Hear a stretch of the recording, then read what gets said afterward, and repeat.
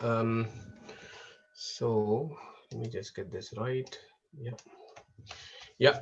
Okay. So let's get started. Badram karnebihi shunyama devaha badram pashyema akshabihi ryajatha sthirairangair tushtuvam sastanubihi vyashema devahitai yadayuhu swastinah indro vridrashravaha swastinah pusha vishwavedaha swastinah tarksho arishtyanemihi swastino brihaspatir dadatu यो अन्तः प्रविश्य मम watch इमां प्रक्षुप्तां सञ्जीवयति अखिलशक्तिधरस्वधाम्नाम् अन्यांश्च हस्तचरणश्रवणत्वगादीन् प्राणान् नमो भगवते पुरुषाय तुभ्यं लसतु श्रीमदानन्दतीर्थेन्दुर्नो हृदम्बरे यद्वचश्चन्द्रिका स्वान्तसन्तापं विनिकृन्तति पदवाक्यप्रमाणज्ञान् प्रणम्य शिरसा गुरून् व्याकरिष्ये यथाभूतं विष्णुतत्त्वविनिर्णयम् नारायणं गुणैः सर्वैरुदीर्णं दोषवर्जितं ज्ञेयं गम्यं गुरुंश्चापि नत्वा सूत्रार्थ उच्यते.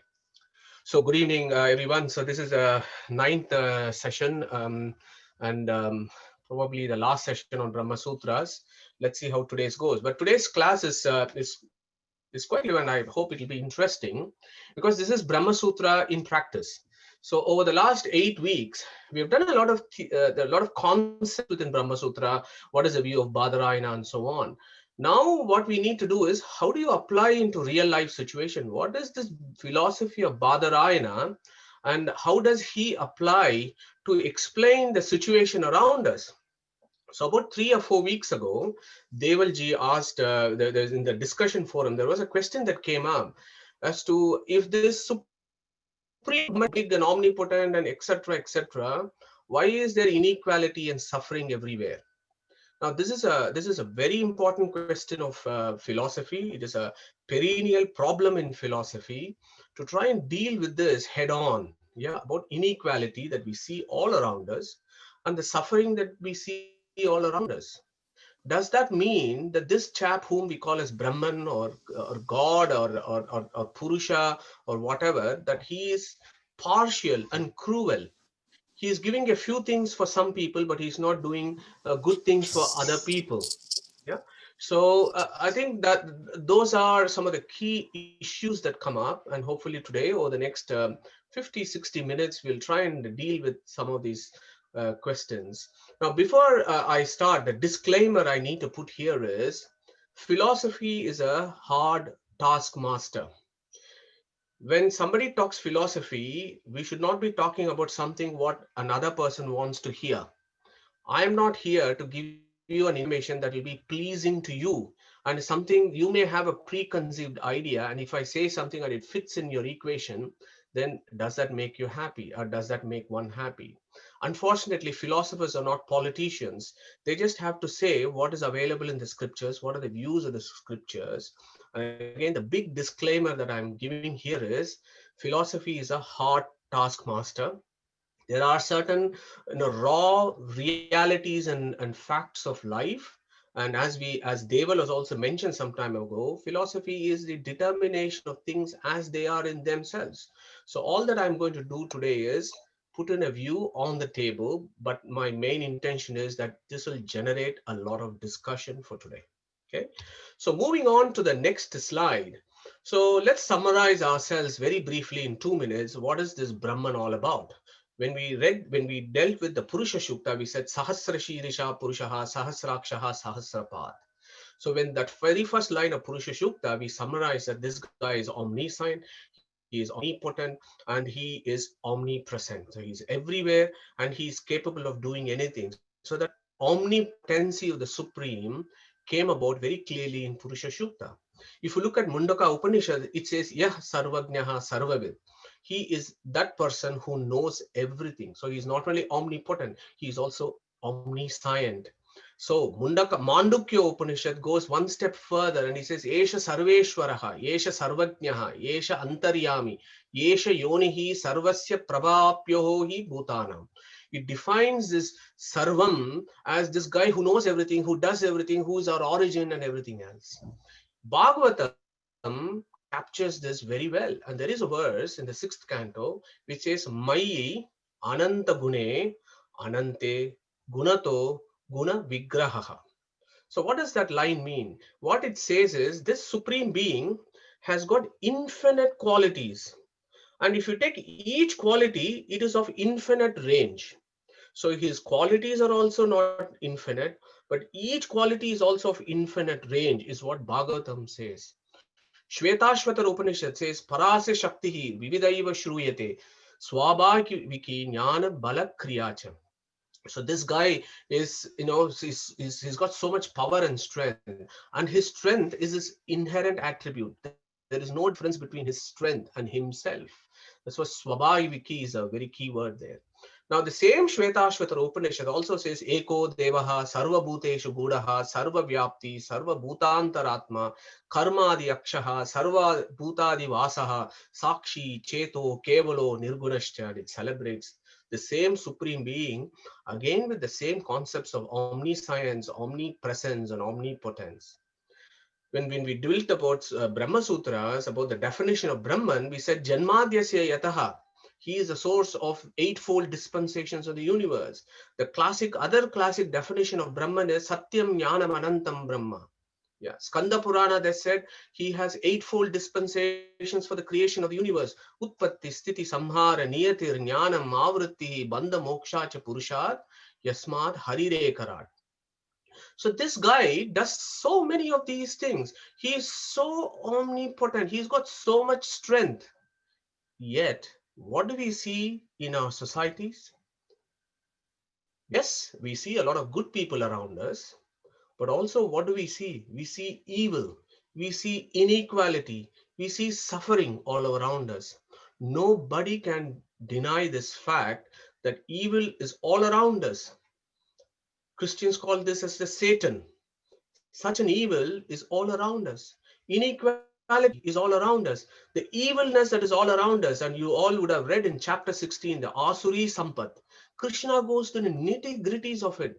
Who are the fellows who have this evil predisposition? What are their attributes? What do they do? So please check those verses in chapter 16. From 16 to 20, when he discusses Asuri Sampat, he talks about the evil that exists in society. It existed 5,000 years ago, and it exists even now. Look at inequality. Again, it's all around us, both in the West and the East. Massive Nelson Mandela, for example, I picked up this very inspiring statement.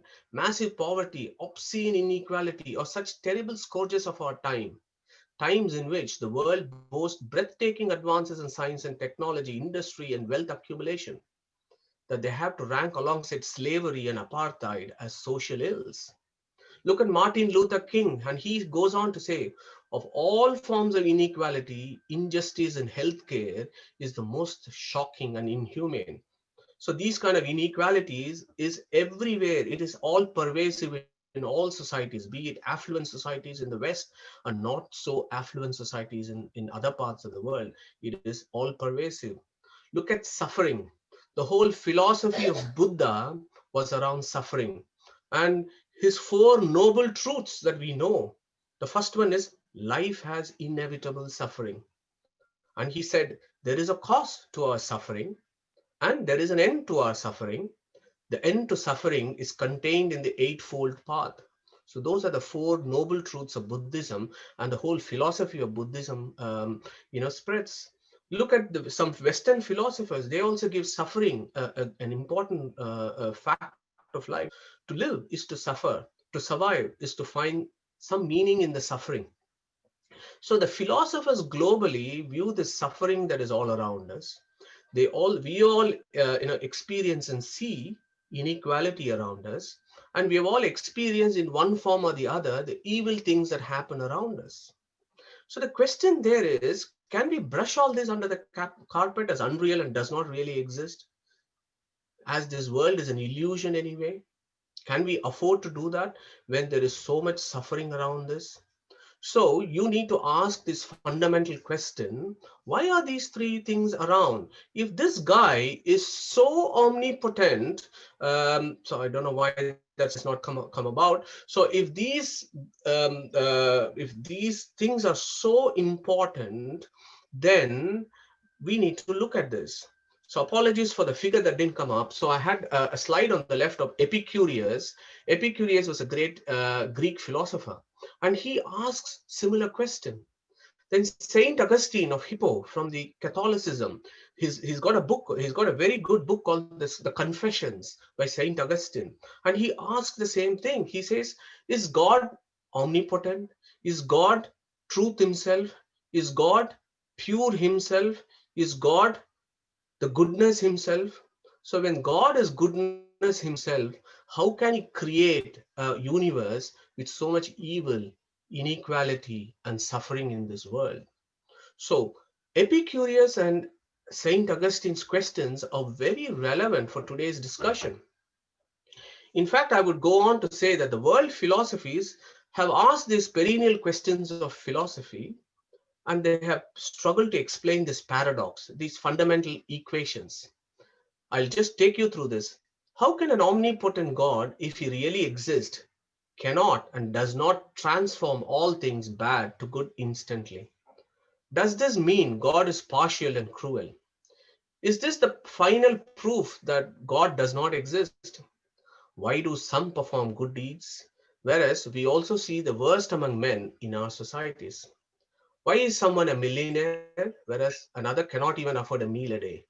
What is the origin and source of free will? Our ability to initiate and perform actions that have obvious consequences in our and others' life. So these are key fundamental questions of philosophy. And when you read through the philosophies of the world, they all start and they stop at a certain point, and beyond a certain point, they are not able to head on deal with this problem.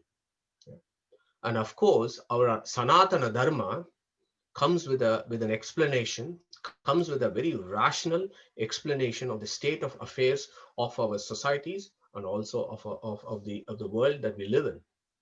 Vedavyasa in Badarayana, in Brahmasutra, he does one sutra that actually answers the whole thing. He says in the second adhyaya, Adrishta Niyamat. That is one word that Vedavyasa has said in the Brahma Sutra that actually answers these major questions, the 6 questions that I've listed for you here. Okay, so what does that actually mean? And as we said before, Skanda Purana gave a definition of sutras. He says Alpaksharam, Asandiktam, Astobhyam, Anavadyam. So what that means is they have very few words, but they have Vishwato Mukam, they have wide explanation. So this particular word, Adrishta Niyamat, actually is the answer to all the 6 questions that most world philosophies have actually struggled to answer. So hopefully, over the next few slides, I will be able to give you some ideas as what is Badarayana's view on this. As I said before, my views or others' views may be important to some extent, but Badarayana, Vedavyasa is our guru. What does our guru says about this? That's what is more important for us for today's discussion. So before we start this Adrishta Niyamat and what is the whole scale implications of this, I've got my very first question for us to think about. Who is the doer? If there is all these inequalities and sufferings and evil that is there, it all implies that somebody is doing all this. So the key fundamental question for philosophy there is, who is the doer? Is this the body? Is this the brain? Is this the mind? Is this the intellect? Is this the jiva or the God? So that is my first question to open up for discussion today. And please contribute, and you're welcome to start off straight away. Do we have views on this? Madhu, on these questions? Sorry? On these questions, all the 6 Oh, questions, you want yeah. So, no, on the question is, who is a doer? Is it the body, brain, mind, intellect, jiva, or the God? Do we have a spectrum of views here? Ah, it's come. Yeah. So, okay, let's move on. So there are these 5 things, 6 things that we need to consider when we say somebody is a doer of something. We need to ask a question: who is the doer? Okay. Now, before we go to the next slide, what we need to think about here is, can body, brain, mind, intellect, jiva, or God, can body, brain, and mind and intellect complex be the doer? Or is it the jiva the doer, or the God who is the doer? Okay, so that is the question here. Now, I just have a bit of an issue with my slides, so just bear with me a minute. I'm just going to go and put my PDFs. Just stay where you are. I somehow have a feeling that my slides have gone gobbledygook. Let's see if this will work. Okay. Yeah. Can you see all this? Yeah. Can you see? Sudarshan, is it okay? Can you see my PDF? Yes, Madhu, we can. Yeah, we can. Okay, Yes, thank you.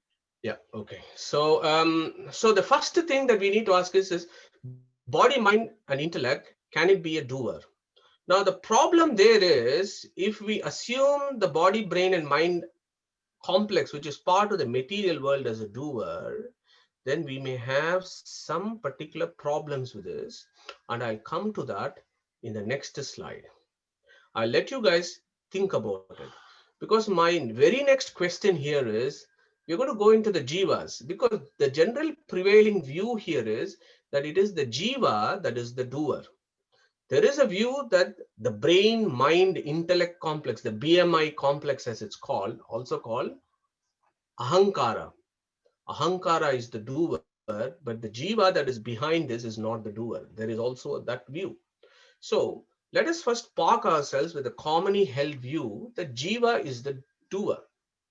Okay. Now, before we deal with this, we need to understand some basics here. And I've got rapid fire questions, and I really want people to respond quickly for this. So my first question about jivas, when we think about jivas, we need to understand the basics, and we have done this before. So first question, where is the jiva? Who is going to answer that? In the thymus. Okay, it's in the heart, in the thymus area, as we discussed. Very good. Thank you, Deval. How does the jiva interact with the external world? Through the mind and body. Okay, through the mind and body. So that is the five koshas that cover the body. That is how the jiva interacts with the external body, with the external world. Now, how to define this jiva? What is this jiva? It's the living entity. It is a living entity. Okay. What is the size of it, for example? Smaller than the 1,000th part of the hair of a horse. Okay, thank you, Deval. Excellent. Anybody else? Okay. So, It's a sentient being, not material. yeah, it's a sentient being. Excellent. I like that one. The reason being is, how do you define jiva? If somebody asks me, so what is a jiva? Yeah, you can say it is subatomic, it is in the thymus, it is somewhere there. Okay, but then what else it is? Nandesh said it is sentient. Yes, correct. It is a sentient thing. But in our own experience, how can we define this jiva? Now, Jayatirtha, in a work called Nyaya-Sudha, gives the most comprehensive definition of how we can infer a jiva. Okay, it is a finite center of conscious experience, non-transferable immediacy of experience. So what does that mean? That what I experience cannot be transferred on to somebody else as his experience. My experience of what I see is mine. Your experience is yours. I cannot transfer my experience to yours. So it is a finite entity, and it has a unique essence of its own.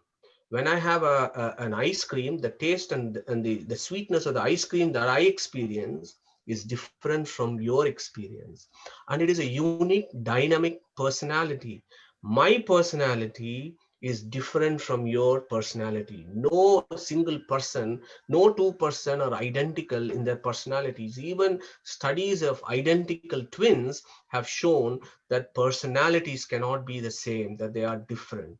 In Western philosophy, this is called qualia. And I believe in psychology also it's called the same as qualia, which is the finite center of conscious experience. Any views here from the folks of psychiatry and psychology expertise in the audience?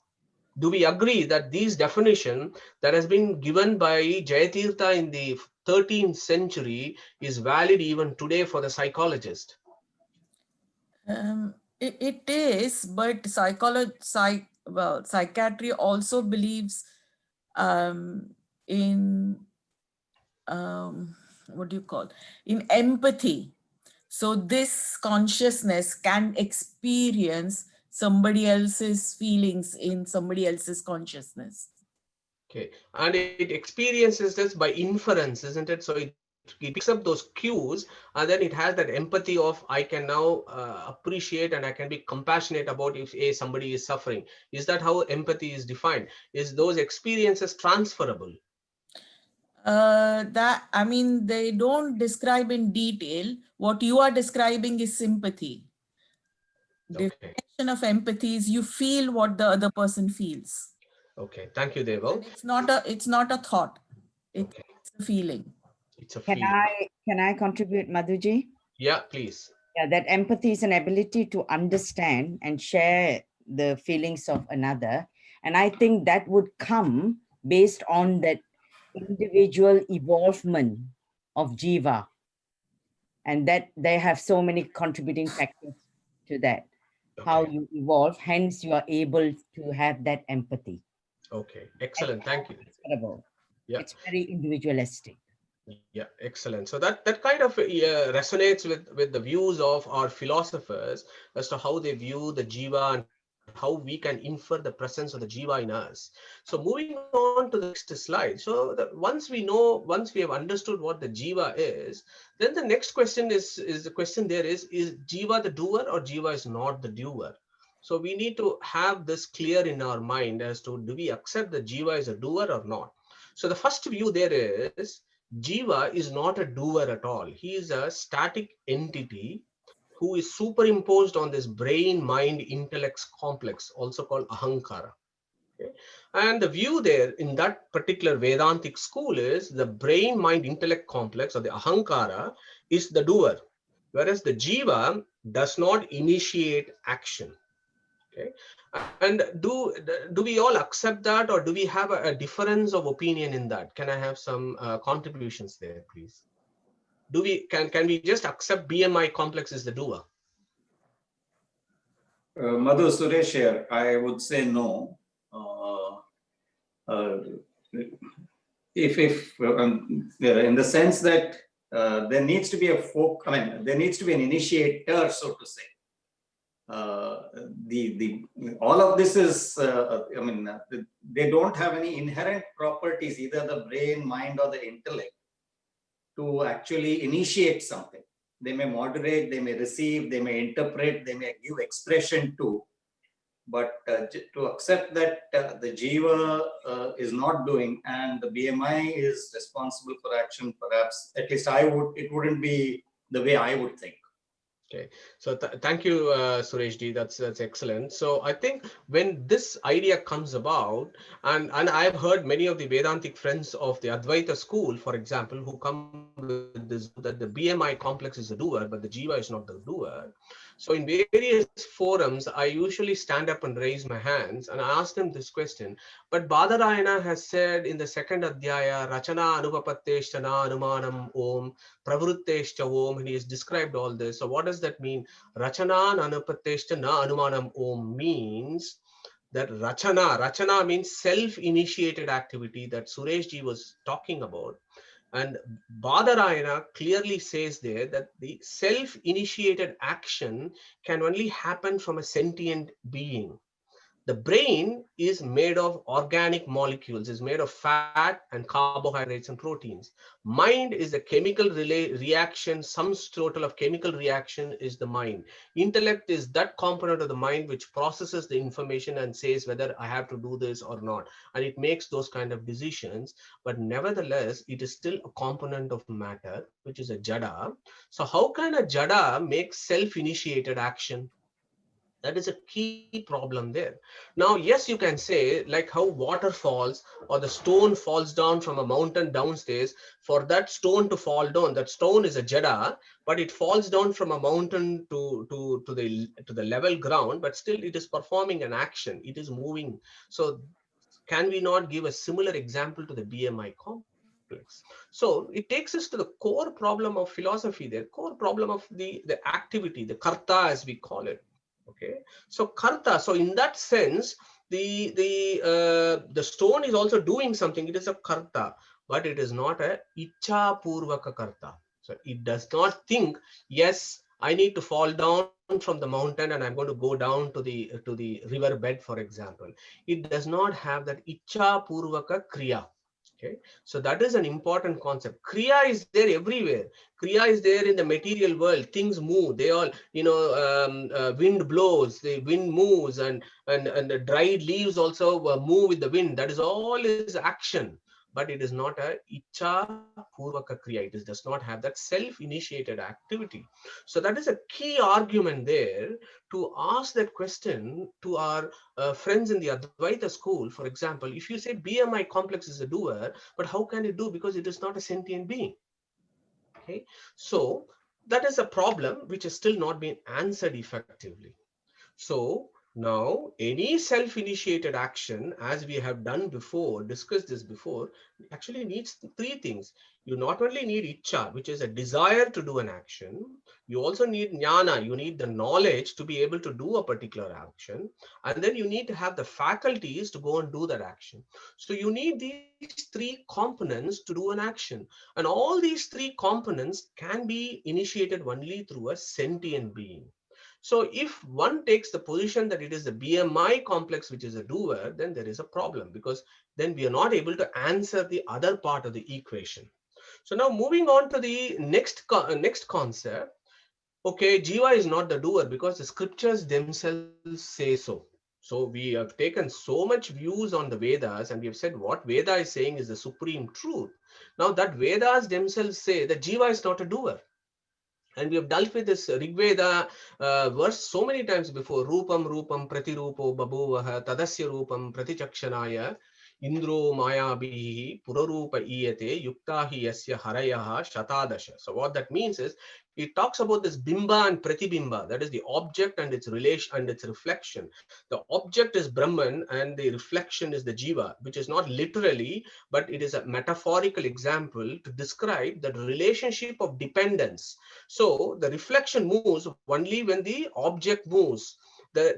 So in that sense, whatever the object does, then the reflection does. So the reflection per se cannot move. Only when the object moves, the reflection moves. So in that sense, the reflection actually does not do anything. It is the object that does, and the reflection just moves because the object moves. So that is a key verse there, talking about bimba pratibimba bhava. Okay. Now, in the Brahmasutra itself, there is a verse called Sarvatra Prasiddha Upadesha. So that also talks about these kind of views, explaining that Vedavyasa himself will say that Jiva is actually not the doer. It is the Brahman, it is the supreme being who is the doer of everything. And this Jiva is not doing anything. We'll come to that later as to how we reconcile that concept. So essentially, as I shown here, Jivas in yellow circles is entirely dependent on God or Brahman for everything, including its ability to initiate action. The concept of free will is quite a difficult one. And we'll again discuss that later, that free will, hold on to that view, that free will is free only to some extent. It is a dependent free will, and that free will is dependent on the Supreme. Now, in Anuvyakyana, Acharya Madhva will say, Tatra Tatra Stito Vishnuhu Tattat Shakti Prabodaka Eka Eva Mahashaktihi Kurute Sarvam Anjasa. He says this Vishnu guy is everywhere. He's into everything, and he's initiating, he's giving all these entities the volition to act. So if you take that verse also, then it means, what is the Jiva guy doing? He's just a passive entity and he's not doing entity. That's what it feels like. Go to chapter 5 of Gita. Na kartrutvam, na karmani, lokasya srujati prabhu. Very clear. Krishna is saying, nobody actually is doing anything, mate. I am actually doing everything. So does that mean Jiva is not doing anything? And in Tatparya Nirnaya, Acharya will say, na aham karta, harihi karta. Everything is done by Hari, na aham karta. If I am not doing everything, then does it mean Jiva is not the doer? If you look at Taittiriya Upanishad, we discussed that in creation, how the supreme being, he creates and he gets into everything and gives them the satta, pratiti, and pravriti, as it's called. Satta means there is, pramiti means that they become object of knowledge, and pravriti means giving them the ability to start actually doing actions. So if you take that view of what our Shastras themselves is saying, it appears that actually Jiva is not actually a doer, because he is entirely dependent on the Supreme Brahman for everything. He's just there. So how do we reconcile this? Now, what we need to take is, we need to take a broad outlook of this and then ask the question. We have three means of knowledge. We have Pratyaksha, we have Anumana, and we have Agama. Can we take all these three and try and understand if Jiva is actually a doer or not? So if you take Pratyaksha, the very fact that you are perceiving me through Zoom, me giving a talk, means that I am doing something. My Jiva, which is there in the thymus, in the cave of the thymus, is initiating my brain, and the brain is sending signals to my vocal cords, and I am actually talking. So from Pratyaksha, you can understand that me as a Jiva is doing some activity, and I'm a doer. And if you look at Anumana, and as Sureshji said, wherever there is sentiency, there is always action. Where there is no sentiency, there is no action. So the Anumana there is Yatra Chetanatvam Tatra Kartrutvam. Yatra Achetanatvam Tatra Kartrutva Abhavaha. Yatra Bhoktrutvam Tatra Kartrutvam. Yatra Kartrutva Abhava Tatra Bhoktrutva Abhava. So a very beautiful, elegant inference there, where wherever there is action, initiated action, then you know there is a doer there. So in Anumana also, we seem to see in our mundane lives that we can understand that others are doing some activity. Yeah. Now go to Agamas. So the same Badarayana in Brahmasutra, in the second Adhyaya again, he puts a very important sutra called Karta Shastra Arthavatvat. Okay.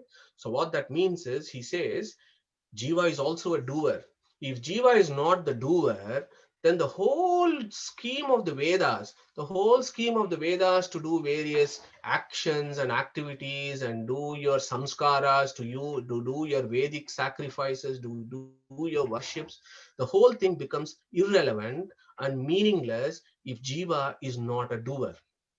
This is a big problem for our friends in the Advaita school, who feel that the Jiva is not a doer and it is the BMI that is the doer.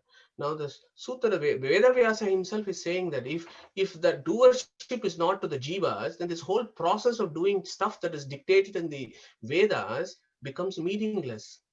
Yeah. So in Anuvyakhyana again, Acharya will say, Jivasya Kartrutva Abhave Shastra Prayojakatva. Nothing is then becomes sensible. So he says, Jivo api karta. So you have to conclude that the Jiva is also a doer. So that is key word, and I've underlined that there, because Jivo api karta means Jiva is also a doer. So hold on to that idea, because we will deal with that a little bit later. In Ishavasya Upanishad, second verse, it says, Kuruvanneva iha kuru karmani jijiji vishet shatam samaha. Kuruvan eva iha kuru karmani. Okay, this is Veda, Isha Upanishad. Yeah, it is saying, do your work as long as you live, do your work, but as a dedication to the Supreme. So this doership of the Jiva is all over the Vedas. Yeah. Now look at Karma Yoga of Gita. The whole of the Gita is talking about Karma Yoga. Karma Yoga will become purposeless if we take the view that Jiva is not a doer and he does not exist. This is a key problem of philosophy. So claiming BMI is the doer then means the Karma Yoga is a complete waste of time. Okay. Krishna says in 3rd chapter, Nahi kashtit kshanamapi jatu tishtati akarmakrit. So there is not even a single moment in Jiva's career that it is not doing any activity. In chapter 2 again, 47th verse, we are all familiar with this. Karmanneva adhikaraste ma phaleshu kadachana. So karmane, you do your action. Forget about the results, but do your action. Clear instruction. Who is that instruction for? Is this for the BMI complex or is it for the Jiva? So we need to ask these critical questions when the points about the doership of Jiva comes around. So now how do you reconcile it? So doership of the Jiva, yes, on the right, Jiva is a non-doer. Yes, on the left, Jiva is a doer. So the correct answer and approach to that is Jiva is a dependent doer. So because he is a dependent doer, he is doer nevertheless, but he is not an independent doer. So he is a non-independent doer. So that is how you reconcile it. And that is exactly what Badarayana himself tells in the sutras. And in the second adhyaya again, he says, Yatacha taksho ubayata. So that's very interesting. Taksha means carpenter. So now we know in Veda Vyasa's time, 5,000, 6,000 years ago, there were carpenters doing all sorts of stuff in India. He takes this example. He takes the carpenter, and what he says is the carpenter is building a table. But in that sense, the carpenter is doing an action, but carpenter is not doing on his own. There is somebody else, his master or somebody who has ordered a table, has instructed him to do this table, to create this do carpentry on this piece of wood and create a table. So in that sense, he has received an instruction from his master, and the carpenter is doing that work. And Badarayana takes this beautiful metaphor to bring home that message that we as jivas, we do action, but we are also doing that action under dependence from somebody. Okay, so this concept of dependent doership then directly takes us to this problem of free will paradox. And I know many friends in the group have strong views on that free will. So let us have a think about what this means. If Jiva is a dependent doer, how could he be punished or rewarded for his action? So that is the immediate question that comes.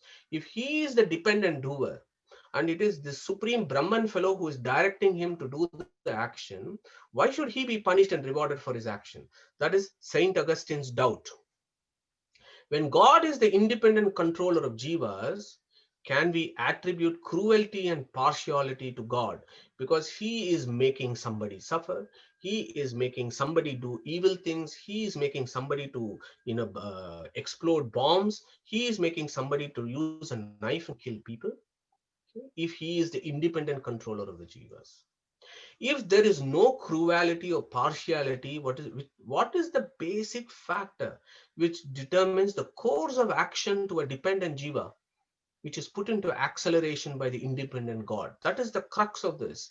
So if he does not have cruelty or partiality, how is this system operating in God's universe? For that, you have to come to our shastras. All other philosophies stop there. They cannot progress beyond that. I have looked into this over the last 10 years. I have not found an answer in any other systems of philosophy except in the Vedanta of how does that operate. Is God capable of changing that basic factor or not? You have to come to our shastras for that answer. If he cannot change the basic factor, then God loses his omnipotence and omniscience. This was Epicurus' doubt, the Greek philosopher's doubt. Basically, what Epicurus asks is, why does this God fellow create evil people? If he is so omnipotent, why can't he instantly change all these evil people into good people? Why does he not do that? If he doesn't do that, then how can he claim himself as omnipotent? Yeah, that is Epicurus' doubt. The answer there is yes. Then why he does not do so? That is for Vedanta. We all accept God can do anything, but he still chooses not to do that. That is the right question as asked by Badarayana, and he answers that in Vedanta. So moving on to the next slide. So we need to look at this dependent doership in two ways. On the left, if the jiva is a dependent doer, how could he be punished or rewarded for his action? Should God not be taking to task for all our misdeeds? Why should we take the wrath of karma and karma imprints if the supreme Brahman is that independent initiator of actions in us? Why should we suffer karma, but why karma does not go to him? When God is independent controller of jiva, can we attribute cruelty and partiality to God? So these two comes. So on the left side, Vedavyasa answers that question with a marvelous sutra called Kruta Prayatna Upekshattu Vihita Prasitheda Vayartyadibhyaha. So please do refer to that sutra of Badarayana. Our Vedavyasa has answer to every potential question that an opponent in philosophy could throw at him. For is God cruel or not? He's got a very famous sutra called Vaishamya Nairgranye Na Sapekshatvat Tatahi Darshayati. So Vaishamya and Nairgranya means partiality and cruelty. Yeah, and he has an answer for that, and I highlighted that in red for you. So God impels souls to do actions only according to the tendency of his previous actions and his efforts and aptitudes. And on the right, partiality and mercilessness are not in the Lord, for his dispensation is only in relation to the karmas of the souls, for the Vedas show that. If you go to Prashna Upanishad, it says punyena punyam lokam nayati papena papam. Based on what karmas they do, they achieve their own deeds. So we come to this problem again, and I put a question mark there. So before that, so for any action to happen, and we need to think about this very carefully, for any action or anything that we do, so there are three levels. So the Vedanta describes there are three levels of influence. So first thing is called Purushakya Prayatna, and that we all understand, individual effort. Okay, so and we all do our individual efforts. If I don't study properly in my A levels, if I don't put my efforts in my A levels, I'm not going to get good marks and I'm not going to go into university. So that's a fairly given. Now, some people put effort, some people don't. Why do they not do it? That is a question. For that, there is a second level called Anadi Karma. Some people do certain things and progress. Some people don't do certain things and don't progress because of the Anadi Karma. Karmas, as we discussed before, are those imprints on the Linga Sharira of the souls, and of those imprints that dictate what happens in your next life. Okay, so that Anadi Karma influences Purushakya Prayatna also. Now, the philosophy of Badarayana goes to another level, in the sense, what is the origin of karma? And as we discussed before, if the origin or initiation of action comes from the souls themselves, then it is likely that the origin of the karma also should come from the souls themselves, because it is the souls that is initiating an action. So that means Jiva Swabhava, what is the intrinsic nature of the soul to do a particular action, and as a result of this incur a reaction of karma, and accumulation of karma then influences somebody's efforts to do certain things in their life. So there are three levels: Jiva Swabhava, Anadi Karma, and Purushakya Prayatna. So when you come to the Jiva Swabhava, then there is another big question that comes. If Jiva's inherent, intrinsic, basic nature called Swabhava is the first and the foremost cause of action, is God capable not of changing that basic factor or not? He can make all the Jivas of the to have a Satvika Swabhava and make progress in their lives. Why is he not doing that? Why is there still some people who are evil and some people who are good? The Shastras talk about kartum, akartum, anyata kartum samartaha. So this fellow can do, this fellow cannot do, this fellow can also change the course of action, is what the Shastra says. He can do anything. Because why? He's got this achintya shakti. He's got this superhuman, incomprehensible power, omnipotence, that he can do anything. So why is he not doing this? Why is he not changing the Jiva Swabhava? So that is a key question. Why does he not change the Swabhava of the Jivas? Okay, so we move to that question now to understand that. Why does he not change the Swabhava of Jivas? We need to actually understand what this Achintya Shakti actually means. Achintya Shakti means the superhuman, incomprehensible, power of the Supreme that all religions and all philosophies accept. So do we have a view on that when I take a couple of minutes break? About what do we think about the superhuman nature of the Supreme? What is the definition of that?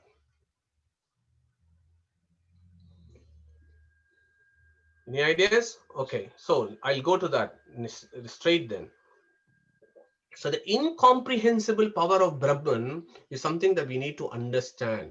Okay, it's got various synonyms. It's called Achintya Shakti, Amanu Shakti, Aishwarya Shakti, Durantara Shakti, Nija Shakti, Agatana Gatana Shakti, Ananta Shakti. It's got various synonyms in the scriptures, and you'll come across this when you read Bhagavatam and elsewhere.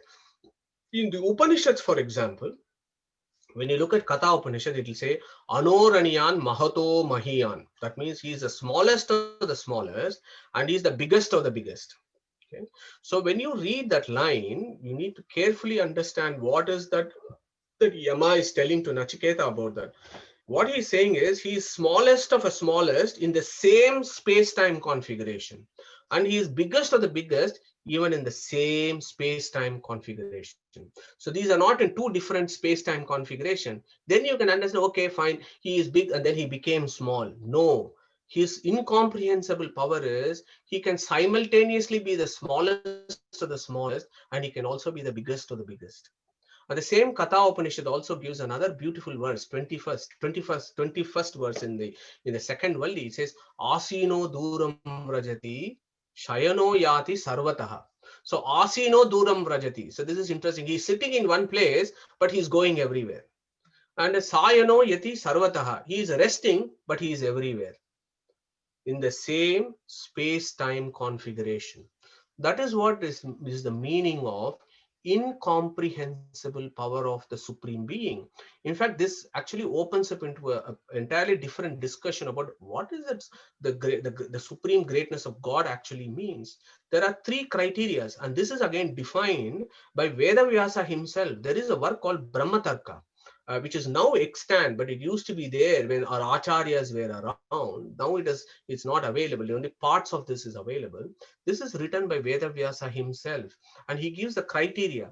When you describe Achintya Shakti of the Supreme, there are three criteria. One, there should be mutual contradiction, like smallest of the smallest, largest of the largest, resting in one place, but also everywhere. And that view should come from an authoritative scriptures like the Vedas, not what you and me say. We have to see whether it is there in the Vedas. It boils down to the Vedas and only the Vedas. Is it there in the Vedas? Yes. The third, perhaps the most important criteria is that Achintya Shakti of God should enhance the glory of the Supreme. So Vedavyasa himself says, Sarvam tu gatate Vishnu yat kalyana gunatmakam. So that mutual contradicting attributes should actually elevate his glory, but not bring him down. How shall I give an example here? So somebody may ask, if this guy has got such super power and he is so powerful, why can't he destroy himself and disappear so that he commits suicide and he destroys himself? Why can't he do that? Okay, that is an argument. Yeah, why can't he transform himself into some non-living things? There's an argument. So when those things come about, then you should ask, yes, he's got super conscious power. Does it elevate him or it brings him down? If I say he's got so much power that he can make himself disappear, that does not elevate him. It only brings him down. So Badarayana gives those criteria to accept what is this Achintya Shakti Vicharaha, as we call it. So now coming back to this argument, the reason why I'm bringing it here is, as I said, he's got Achintya Shakti. So with that Shakti, could he not have changed all the evil souls into good souls? So why does the Lord not change the nature of souls so that all jivas are doing only good deeds to reach the Supreme? Why does he not do that? So that is another key question. So to understand that, first thing you need to understand is the relationships between substance and attributes, and what is their relationship. And this is a very small, simple slide, but just to bring home the message, when you think about Supreme Being, or when you think about Jiva, or when you think about any object like the mango or the milk that I've shown here, you're always talking about a substance and you're talking about an attribute of a substance. Yeah. So our philosophers, our Vedantic philosophers are the experts in this. They're the experts in the knowledge about what is the relationship between a substance and an attribute. I put a green mango and a yellow mango. Both of them are mangoes. The first one has got a skin that is green in color, and the green color has changed to yellow color. But still the mango-ness of the mango is still there. Look at the milk. The milk is there, it is white in color. The whiteness of the milk is with the milk all the time. But what is that relationship with that milk and its whiteness? So this is very subtle, higher level philosophies that our philosophers, particularly Vedantas, have actually mastered this and gone to the nitty-gritties of this. The Nyaya Vaisheshikas, for example, are experts in that, of discussing about the relationship between substance and attributes. It's called Visheshas. So there was a Western philosopher called Hegel. Hegelian doctrine of internal relationship comes in the 18th century, where he talks about the substance and attributes. But our rishis had done this thousands of years ago. Yeah. So I want you to hold on to that concept of substance and attribute, because Brahman is a substance and he's got certain attributes. Jiva is a substance. He's got certain attributes. Mango is a substance. It's got certain attributes, and what are the relationship between them? So there is something called Yavad Dravyabhavi, Ayavad Dravyabhavi, which means that if the attribute and substance, it's co-eval. So let's not get there, but I just want you to tell you that the attributes of the Jiva is non-different from the Jiva. The attributes of Brahman is non-different from Brahman. If I say Brahman is Satyam Jnanam Anantam Brahma, I don't mean Jnanatva, Satyatva, Anantatva is different from Brahman. No, it is not external to the Brahman. It is an inherent characteristic, and those characteristics are non-different from Brahman. So those are all concepts that you need to reflect and think about the attributes being the essential quality of the jiva. That's called Yavad Dravya Bhavi. Yeah. A jiva's attribute is a part of the jiva itself, and it is non-different from it. Okay, think about this, because it is important. Why? The question of swabhava of jivas, or the nature of jivas. Why does God not change the swabhava so that no bad deed is performed by jivas? Okay, I'm just going to go through this circle here. We are in the tail ends of our slide, but I want to explain the correct and the perfect answer to this particular question as to why God does not change the swabhava of the jivas is a key question. And if you want to get the answer, you have to go to this guy called Vyasatirtha. He used to be the head priest in Krishnadevaraya's empire. So we all know about Krishnadevaraya, who had a big empire in the south of India, and in Hampi. I don't know if some of you have visited Hampi, and I put some pictures there. And Vyasatirtha used to be his head philosopher and guide and priest. Now this guy Vyasatirtha is a big philosopher. Now I'm not sure if you're familiar with a famous philosopher of India called Surendranath Dasgupta. So he's from Calcutta, Bengali guy in the 19th century, in the colonial times, and he used to be in Cambridge. So he did a work, and I would strongly encourage those of us who are interested in this area to purchase his books. It's called A History of Indian Philosophy. It goes for 6 volumes. And he summarizes the whole history of Indian philosophy from prehistory to all the way to the 20th century, 19th century. He gives a good summary of the history of Indian philosophy. And in that, Surendranath Dasgupta makes a comment. The logical skill and depth of acute dialectical thinking shown by Vyasatirtha stands almost unrivaled in the whole field of Indian thought. So that is with that great, regard that Dasgupta has on Vyasatirtha, and not surprisingly, because he is the guy who actually gives this answer head on. So let me take you through this cycle. So I've said there is no difference between jiva and its swabhava, because it's a yavat dravya bhavi relationship. Okay. So then what it means is, any change in the swabhava tantamounts to destruction of a particular soul and bringing in a new one. Think about it. If I change an intrinsic attribute of a substance, I'm actually changing that substance. I'm destroying that soul, and I'm bringing in a new soul. So if there was an evil soul, if I have to change the attribute of that soul, I have to change it, means I have to destroy the evil soul, and I have to bring a good soul. This cannot happen, as scriptures say that jiva is eternal. And we all know this famous verse in chapter 2, Natvevaham jatunasam, Natvam neme janadipaha, Nachaiva na bhavishyamaha sarve vayam ataha param. Never was a time that I did not exist. Never was a time you did not exist. Never was a time that these fellows did not exist. We have always existed forever. So very clear statement in the Gita that Brahman is eternal. All the jivas are infinite, and each jiva is eternal. Okay, it's a clear statement. Again, Katha Upanishad also says Nityo Nityanam. So you are Nitya, I am eternal of the eternal, but you are Nitya also. So Jivas are Nitya, Supreme Being is also Nitya. So going back to that, Shastra says Jiva cannot be destroyed. Now, if by the action of God, impermanency to the soul were to be brought about, then that portion of the Veda will become unauthoritative.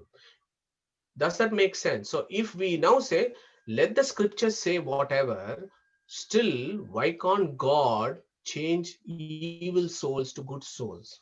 If you take that view, then what it means is that portion of the scriptures that says Jiva is eternal then becomes wrong or unauthoritative. If one portion of the Vedas become unauthoritative, then according to the rule laid by Vedavyasa, there is a sutra called Gati Samanya in the Ikshatyadikaranam. So according to that, if one portion of the Vedas become unauthoritative, then the entire Vedas will become unauthoritative, because if one portion is unauthoritative, how can you claim the other portion is authoritative? What is the proof? If Vedas become unauthoritative, then the very existence of God cannot be proved, because God can be known only through revealed scriptures. That becomes a problem. Sadagamaika Vigneyam Samatita Kshara Aksharam Narayanam Sada Vande Nirdosha Sesha Sadgunam. Sadagamaika Vigneyam. He can be known only through the Agamas. If the aid is made unauthoritative, then there is no room to raise any questions about God. So we get in that situation. If we start meddling with the scriptures and what it says, we get into this position where the authoritarians of the Vedas themselves go. Next question is, why can't the Vedas authoritativeness go? Let's shun the Vedas. Let God change all evil souls to good souls. No, the Shastra's view there is God protects the authenticity and the truths of the Vedas. Now is the next question. Although he is capable, he does not change the swabhava of the souls. This is the key point of Vedantic philosophers. Our view is God chooses not to change the swabhava of the souls. Number one, to protect the truths in the Vedas. And number two, self-limitation. This guy who is the president of the universe, he self-limits himself and operates under the constitution of the universe that he has written, which is called the Vedas. When I say he has, which means eternally, that is coming through his mind, and he's got that constitution, and this guy self-limits himself and operates under the constitution. So self-limitation is a virtue. Okay, God provides facilities to allow nature of things to develop as they are constituted.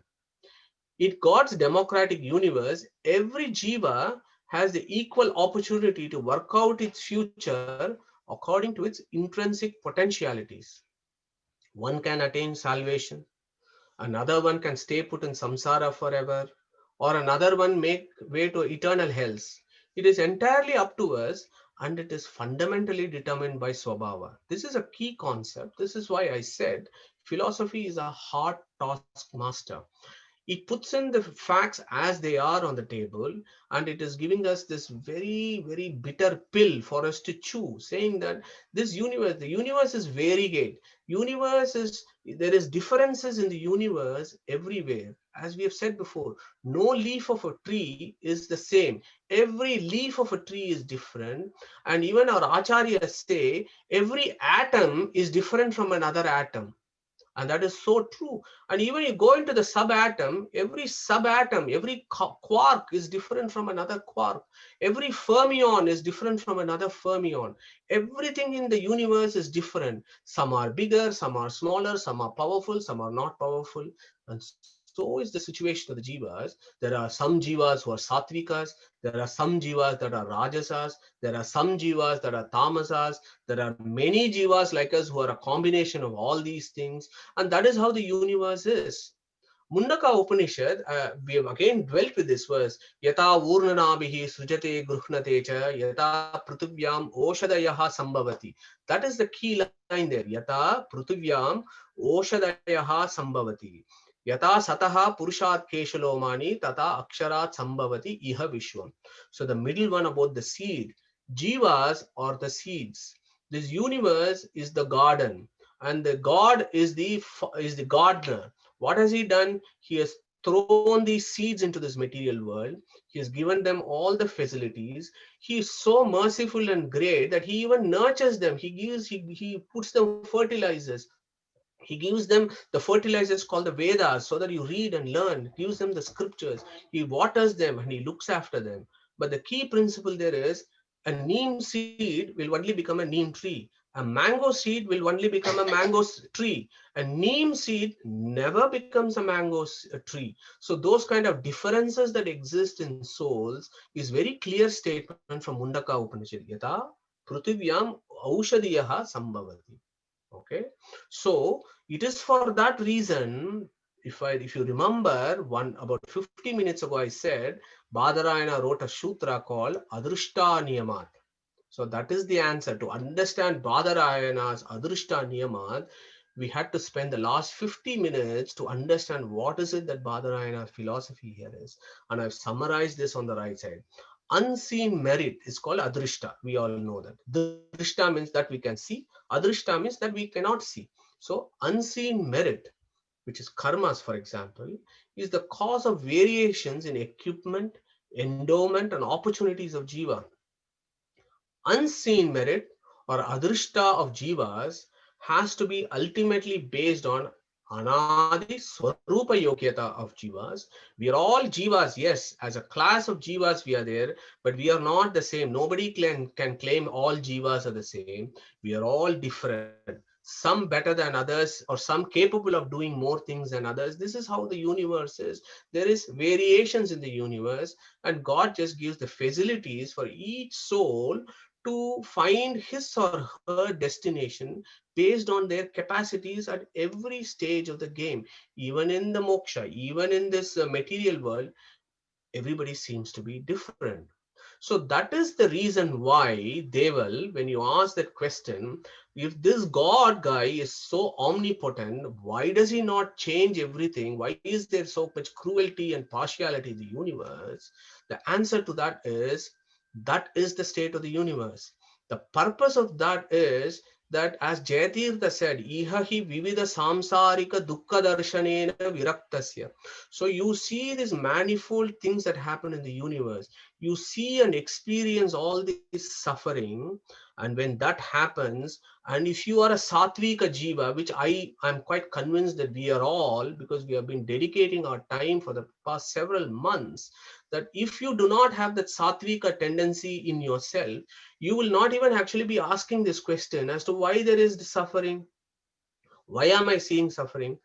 And the philosophy there is the variate universe is there so that the sattvika jivas actually understand this is what it is, and then make their journey towards the supreme so that eventually they get their liberation and emancipation from this universe which is full of suffering. Such was the view of the Buddha as well, that suffering should lead us on to ask bigger question. So the other way of looking at it is, when we see suffering all around, we should be asking ourselves, number one, not only why there is suffering, but go through the 3 levels of why there is suffering and understand that A, we are jivas, and B, the suffering is because of our own natures and what we have done and our karmas. So if we have the sattvic tendency, then should think about, I don't want this suffering. I somehow needs to get rid of this suffering, and I need to go through that blissful state of eternal happiness, and I want liberation. And we make the journey as how the Chandogya Upanishad was talking about that blindfolded fellow in the forest. So what we need to do is find gurus, read our books, make our efforts, try and understand the truths, and eventually make our destination back to the Supreme. So that is the whole approach of the Badarayana to answer this fundamental question, and one of the most important question that has been asked in all schools of philosophies. And I can answer that with my hand on my heart to say that the clear answer for that is available only in Vedanta and not in any other philosophies. And such is the greatness of Sanatana Dharma. So I'll stop there. Krishna Pranamastu, and we can take any questions. Yeah, thanks, Madhu. I think each and every week, if we think of this Today's last week's lecture was brilliant. This is even more brilliant. It is just becoming higher and higher standard every week. Thank you very much. Any questions, please?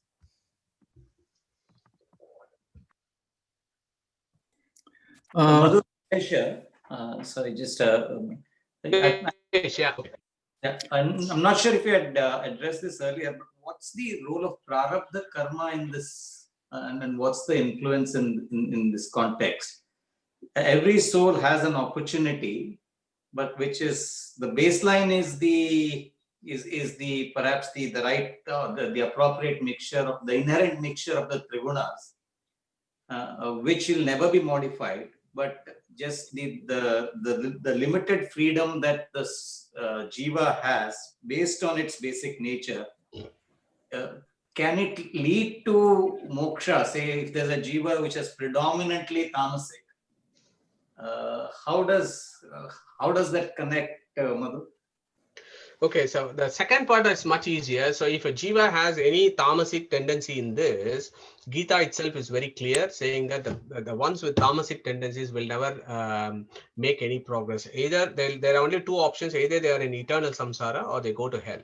So if you have any tendency of tamasic nature in yourself, there is no hope. Yeah. The first part of your question, Suresh, is quite interesting. So when we talk about sattva, rajas, and tamo gunas, we need to be careful about what we are talking here. So the sattva, rajas, tamo gunas of material plane, or sattva, rajas, tamo guna of the non-material plane. So there are two differences. So the sattva, rajas, tama of the material plane, or those components or the material aspects in our mind that influence us to do certain activities in life. And I think Gita talks about this, as you know. So those, what are all the sattvika tendencies, tamasika tendencies, and so on. So that is coming from your mind level. Then at the jiva levels, the jivas themselves also have this classifications in certain systems of sattvika jivas, rajasa jivas, and tamasika jivas. So that has not got any link with the material rajas, tamas, and sattva. So that is predispositions of jivas that are termed as sattvika, rajasa, and tamasa. For example, the devatas, the deities, Chaturmukha, Prana, Rudra, and all the exalted beings, they have primarily sattvika tendencies in them. Okay. Whereas the biggest, the highest of the Manushyottamas, we may have some sattvika tendencies, but we will still have some rajasa tendencies. Okay. So you have to classify that there. That is the first point. The second one is, if you accept the view that it is the inherent nature of the jivas that initiates an action. So if a jiva X thinks I'm going to do this action, which has got a rajasic tendency, for example, say I want to earn a lot of money is a rajasic tendency, and I want to have material happiness is a rajasic tendency, let's say. So it goes and does an action. And when it does that action, because it has done some action for its material benefit, it immediately gets an imprint. So that imprint is what we call as karma. So that imprint falls on the linga sharira. This jiva then spends, say, 60, 70 years on the planet. One day it dies. So its gross body is gone. The subtle body then lifts up. The subtle body still has got this linga sharira, and it still has got this karmic imprints. Based on the karmic imprints of that, it goes into another body and then carries on with life. And that, as you mentioned, is all the karmas, and there are various divisions of karma, prarabdha karma, sanchita karma, and all those things. So for example, so this jiva has gone through eternal cycles. So it has got accumulated karma. With all this accumulated karma, then it has come into one particular life, and one of the aspects of the karma has now started working. And that karma you have to experience. This is like an archer taking a bow and an arrow, and he's got a bag which has got arrows in them. The bag with all the arrows is all the karmas that he have accumulated. He has taken the arrow and he has now left the arrow from the bow. That arrow has left. So that is a karma that you have to experience, and there is no way around it. But what you can do is, with philosophical progression and progression in your life, you may reach a stage where the Supreme Being is so merciful, and then he says, okay, you have done something, I'll remove all your other karmas, but whatever karma you have initiated, you experience. After that, you will not experience any karma. I'll remove other things, and then you can come and join me in Satyaloka and then come to moksha. So that is the grand scheme of things. So in that sense, yes, it all boils down to the Swarupa Yogyata. Sorry, I dragged on a bit, but I'm not sure whether I went tangentially here. I hope I answered your question. No, thanks, Madhu. Pretty clear. So it is the, I mean, can shooting releasing the arrow from the bow, is there, what's the control around it, perhaps, was the question that I was trying to get. Correct. Yes. So you read, let's all read the Gita. Let's put it in practice. Let us do this Nishkama Karma Yoga and stuff like that, and try and reduce the credit that we have built, or debit, whatever you want to call it. So all the imprints, our aim should be to reduce karmic imprints. We cannot be going around with our activities of life as we are doing and at the same time expect that we will get liberation. No, we have to do both things. We have to be doing things to reduce our karmic imprints. It boils down to that. So if you want to reduce the karmic imprints, Karma Yoga is the starting point of doing Nishkama Karma Yoga. So in that sense, yes, we can exercise our dependent free will to do that, but you will be able to do that only if you as a jiva has got the tendency to do that. And the famous example, of course, is our great Duryodhana. And we have been discussing Duryodhana in other forums on a regular basis. So let me tell you an example of Duryodhana. Duryodhana was born in a Kshatriya family, right? He's a Kshatriya. Kshatriya is an exalted person, but he was born in a Kshatriya family. But he was, whose avatara was he? So who do you want to answer? Whose incarnation is Duryodhana of Mahabharata? Any answers? Anybody wants to take a question on that? Is it Kali? Kali. Kali. Sorry? Kalanemi. Kalanemi is Kamsa. Okay. Kali is Duryodhana. Okay. So Kalanemi is Kamsa. Kali is Duryodhana. Kali is who? He is the highest category among tamasic souls. So what Krishna does is he puts Duryodhana, who is Kali, in Mahabharata as a Kshatriya, so that all the Sattvic people of Sattvika tendency can look at this Duryodhana as a standing example of how an evil person with evil attributes, the Swabhava itself is evil. Look at him. He is given him a birth as a Kshatriya, but even then at the point of death, as you all know, at the point of death, when Krishna and Bhima and everybody is there next to him, he doesn't ask Krishna for forgiveness, because if he had asked Krishna for forgiveness, possibly Krishna would have sent him to Vaikuntha straight away. But he did not ask that. Even at the point of death, what Duryodhana said was, he looked at Ashwatthama and said, please, can you have a relationship with my wife and have a son, so that that son will go and destroy the Pandavas. And before that, he spoke so badly on Krishna, and we can all read that in Mahabharata. So that is a standing example of how, if a jiva itself is evil, there is no hope for it. Even when the Supreme Being was in front of him, he did not ask the right question. And the reason why is Krishna wanted to show this to the world. Look at this evil being. I am right in front of him. I am not changing his swabhava. Look at how his swabhava is operating. He's born in a Kshatriya family, but still he is doing the lowest of the low, to show that sometimes the evil souls that are there have to find their own destination. The liberation for a tamasic soul is the andatamas, or the eternal hells. Such is the view of some schools of Vedanta. Madhu, Yeah. I think the other way to explain, you said about, because this today's topic was about, you cannot change the rules. Yeah. So that's why, you cannot change a bad jiva into a good jiva like that. Yeah.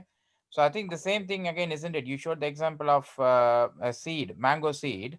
From a mango seed, I can even ask, why can't, if God is so powerful, from a mango seed, why can't he have a pineapple tree? Like, so it's the same thing, isn't it? But if he cannot change that, because that's the rule, from a mango seed only mango can come. Because if he changes that, then complete chaos will prevail, isn't it? The entire thing is based on an order. There is an order about the universe, order about each and everything.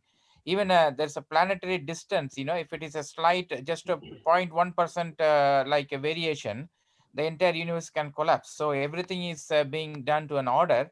So if you can't argue that, like, he's omnipotent, let him change the order, change everything, then everything will collapse. So I just thought I'll let That's very well put, Sudarshan. Very, very well put. So that order and names, it's in technical policy, it's called Satya Sankalpa. So Satya Sankalpa means this is what is the Sankalpa of the Supreme. And that is how he wants this universe to run. Who are we to actually challenge that? If you want to make progress, accept things as they are and you make your progress. So it is Satya Sankalpa is what you are describing extremely well. Thank you. Yeah. Madhu, I've just got a question, sir. Yeah, Nandesh. Yeah, it's Nandish. Yeah, I've always struggled with this this question about why there's so much evil and so much sadness, suffering, and so on. So thank you. I think fantastic lecture. I think if I can, maybe a gross oversimplification. What I was trying to construe and imagine was, we talk about nature and nurture. So imagine, so nurture is the Brahman, and it is something like, let's say, actually, as an example, it's a nutrient-rich water supply, so as nature, as nurture, that's the environment. That water is going to benefit the weeds or the plants or everything. And whether something is a weed or a tree-bearing plant or some nice plant like tulsi or something, the water is still going to actually provide them with nutrition. But I guess the way whether it becomes a tree-bearing plant or something else is probably based on its swabhava. And that's how it's probably anyway, sort of, if you say, if there's an overpowering of sattvic and rajasic gunas, then they might be able to actually reduce some of the tamasic effects. So essentially trying to see if the good trees and plants grow more, they will reduce the impact of the weeds. Nadesh, yes, that's good. So that's called Swabhava and Prabhava. So Swabhava is the nature of the souls. Prabhava is the environment. The genetic and environmental force of your body and the environment that influence what you do with you is called Prabhava. So again, to say, our Vedantic philosophers had looked into this problem, as you rightly mentioned. So there is a Swabhava and there is a Prabhava. Now, in most situations, there is some kind of a coherence. They both tally with each other. Your Swabhava, to some extent, will influence your Prabhava, but sometimes there can be discordance. So most of the time there is concordance, sometimes there is discordance. And your discordance may be probably because of some karma that you have done before in your previous janmas, and then you're born into a bad family or you're under bad influence and you get into some situations. So there is a swabhava and then there is a prabhava. Now you're thinking about how when you water the plants, you can get tulsi, but at the same time you can also weed. So that is the beauty of the Supreme. If anything, the Supreme Being is not partial. All that he does is he gives them the soil and he puts them the water and he gives them the sunlight. And anybody can grow and anybody can progress based on their attributes, and they can make progress in life. And as you rightly said, if there are lots of tulsi plants and mango trees, hopefully they will overtake that place and the weeds will not grow there. That is a possibility, but that is up to individual jivas for us to do that. And if we need to make that positive contribution to a society, for example, and we make so much influence to Sattvika, that the tamasic tendencies in beings may reduce, at least from their mind perspective. So that is one way of looking at it, for example. But the key here is God is very impartial. He is running a very democratic universe. He is only giving facilities. It is entirely up to us to decide what we want to do with that. No, I agree. Thank you, Madhu. Madhu, can I make 2 comments? Yeah, please. I think the first comment is linked with Nandesh's point. I think things are not black and white like we are talking. I think weeds need to grow as well. There isn't absolute, absolute is a wrong word, but there isn't all good and all bad. For a want of a cliche, there's many shades in between. So I think that was one comment. And the second comment was, thank you for this really sort of, it's a very subtle and interesting talk today, a lot to take in. But as a psychiatrist, it's a bit disturbing because our whole training is based on instilling hope. And I'm not quite sure after listening to the talk today where that would sort of fit. I mean, obviously hope is there because you have to, you know, if you believe in God and if you believe in whatever force, higher force, that is your hope. But the rest of the talk sort of is slightly disturbing. Yeah, okay. So we'll split those questions. So thanks for that honest comment. So the first one is having all the various shades. I think that's absolutely true. The Shastras say 1:2:4. That is the ratio. 1 Sattvika to 2 Rajasa to 4 Tamasas. So that is the proportion of creation. There'll always be more Tamasas. There'll always be fewer Sattvikas. And one view there is, as you rightly pointed out, you need to have this variations there so that the Sattvikas, imagine a world with only Sattvika Jivas, or imagine a world with only Tamasika Jivas. Then if we had such a situation, we will be having a discussion saying, why did the God create such a boring, everything is the same, there is no variety. So the argument can go both ways. So for us, what is important there is always it is 1:2:4. So the one, which is the Sattvika, needs to look at all the Tamasikas that are out there and say, oh my God, I should never be like them. Let me learn and understand. Let me go and find out who I am. The very fact that somebody does that inner inquiry instantly put him in the Sattvika category. So in that sense, I would actually be reassuring you and say that if you are making that inner journey, and if you are in that communion of people who are thinking along these lines, then that is an indication that you are a Sattvika Jiva and that you need to just keep making progress in that. So in that sense, our hope is something that we find for ourselves. Somebody else cannot give us that hope. We have to make that hope for ourselves and identify who we are. So if we are doing the Shastras and we are looking at the bigger questions and trying to find an answer to that, that instantly puts you in the Sattvika category. So I hope that you don't lose hope here. So I think we are all on the right track. Now, the purpose of the talk here is not to give us, so there are only two ways of looking at it, or there are three ways of looking at it. One way of looking at it is, you know what, all these differences, evil, good, and everything is an illusion, that it does not exist. Everything is an illusion. Finally, you are some neutral static entity that you merge into some neutral static entity. That is one view. So people who want to have that view, fine, no problem with it. Have that view. If that satisfies your curiosity, go with it. And then there are other views. There is all this whole thing is rubbish. There is no God, there is no souls and stuff like that. I will just enjoy, make my life. Want to have that view? Go with it, no problem. And in the middle ground is the pragmatic view. The pragmatic view is this nature of the universe is not an airy fairy thing. This is how it is. This is how it is described in the Vedas. This is what the Shastras tell us, and we accept it and try and find a solution and make our own journeys here. So remember, each one of us here are making our individual journeys. You may be in this part of the in this birth, you may have a family, but this family will not come with you in the next birth.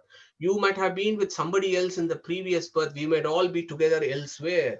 Okay, so each one is on to himself or herself here. You are not linked with anybody. Your only relationship is with that supreme being. That is the only relationship you have. That is the view of the Shastras. So you need to make your individual journey. In that sense, I think we all need to be selfish to make our own individual journeys. Yes, in the process also contribute to the society and drag others with us, but you are making this journey yourself. And I think you need to hold on to that hope, because I think all of us have some sattvic tendencies. Otherwise, we would not even be asking this question. I hope that is reassuring. Thank you. Yeah, any other questions?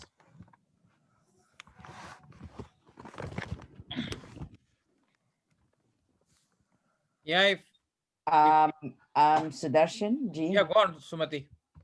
Madhuji, thank you Yeah. for that excellent as ever. I just want to make a comment here. I think we've been going on for months, and we all know the crust of karma, vikarma, etc. But I think you quoted about Duryodhana's about his greed, arrogance, ego, and overconfidence, and all the negative qualities. I think my take-home message is being aware of it, and this number of group for us to share and drop that ego, arrogance, etc., etc., and try to, disseminate and share. We are all in a sinusoidal wave sign, now and then we have our up days and down days. But it's good to sort of be aware of our journey and to keep, reassuring, embracing, and not just having lip service, but to actually embrace everything in our practical life, not just listening to this Veda, but really inculcate it in our life. That is what I would say, and to put it into practice. That's the biggest thing. Yeah. Yeah, thank you, Sumati. That's I completely agree and very well put. That theory is something and practicing in something, but it is a theory that should be put into practice. So having the right approach, at the end of the day, we are doing all this Shastra Abhyasa because the seers who have found the truth and who have experienced the truth and tell us this is the right direction are giving us that advice. So it'll be a bit crazy of us not to ignore that advice and try and find a new path. So we should not be reinventing the wheel. So in that sense, going with what the Shastras is saying us gives us the right angle and view and approach to it. But at the same time, we have to walk the talk. And for that, we have to put it into action. And I think some of us, most of us are all in that phase of our lives where, we have been through ups and downs and stuff. So maybe asking the big questions, yes, definitely putting putting the theory into practice is the key, and it doesn't happen easily. We have to be mindful, as you said, and constantly work at it. And when we work at it, and once we see that there are some positive benefits that come out of it, we try and put more and more into it. So it's a positive reinforcement with Shastra Abhyasa. So all that we can do is at least talk and remind ourselves that this is what we need to do. But of course, tomorrow morning when we go back to work, we need to put it into practice. Yes. Yeah. And Madhu, do you think actually the concept of sthita prajna, sort of which there in Bhagavad, in chapter 2, sort of that should help us in this journey, sort of, so that where we are not so influenced by attachment, by fear, by grief? Sir, if you Sthita Prajna is such an exalted state. It is an amazing state to be in. I don't know how it is extremely hard to be the Sthita Prajna. It's very easy to quote that verse, but to put it into practice is just so difficult. Vitaraga bhaya krodaha stitadir munir uchyate. When Krishna says that, vitaraga bhaya krodaha, how can you do that? So that comes with practice. So yes, Sthita Prajna is the state that we need to aim for. Practice, practice, and practice. Yeah. Yeah, I mean that's the end game. That's the absolute end game. So we are not. I'm not even 1% near on that. But yeah. But having that mindfulness and having that view itself is a good starting point, Nandesh, because not many people can even think about that. Yeah, as I said some time ago, at work we see a lot of Swetaketus. There are so many Swetaketus that we see at work, full of egos and arrogance and self-inflated approaches to life. One can only feel sorry for those kind of individuals.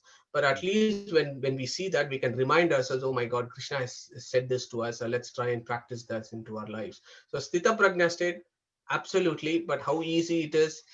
Krishna has said it very easily, but to practice is impossible, I think, in the sense that it seems like a huge mountain to climb. Yeah, agree. Thank you very much. And also, may I add, Madhuji, that following the Bhagavad Gita and attending the class has also given me an awareness that chanting the Maha Mantra could sort of, enhance our soul and alleviate all the other issues. And that is something that we can disseminate to our loved ones, provided they are open to this. So chanting would again give us an involvement. Yeah, absolutely.